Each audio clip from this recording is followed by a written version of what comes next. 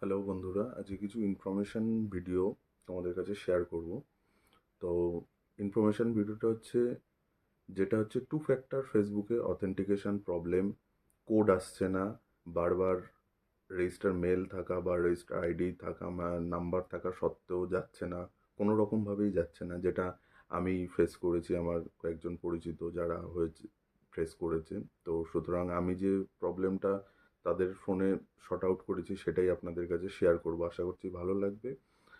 আপনাদের কোনো প্রবলেম হলে সেটা আপনারা সর্ট আউট করতে পারবেন। যে সমস্যাটা হচ্ছে সেই সমস্যা রিলেটেড কিছু কিছু স্ক্রিনশট আমি ভিডিওর মাধ্যমে আপনাদের দেখাবো, এই রিলেটেড প্রবলেম। কিন্তু আমি যে সর্ট আউটটা করেছি সেটা পুরোপুরি তো আমি ভিডিও করে রাখতে পারিনি। তো যে প্রবলেমটা হয়েছে সেই প্রবলেম রিলেটেড স্ক্রিনশট আমি আপনাদেরকে ভিডিওর মাধ্যমে দেখিয়ে দেবো।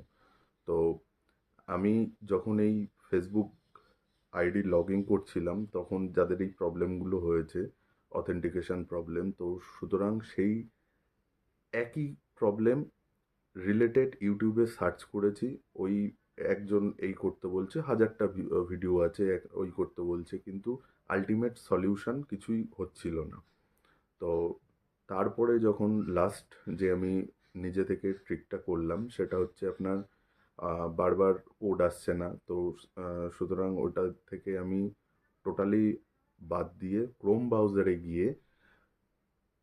ব্রাউজারে লগ ইন করলাম, গিয়ে facebook.com লিখলাম, ওখানে গিয়ে আইডিটা খুলে দেখবেন ডেস্কটপ ভার্সান সিলেক্ট করবেন। ডেস্কটপ ভার্সান সিলেক্ট করার সাথে সাথেই আপনার ওই নোটিফিকেশানটা পুনরায় দেবে, যেটা টু ফ্যাক্টর অথেন্টিকেশন।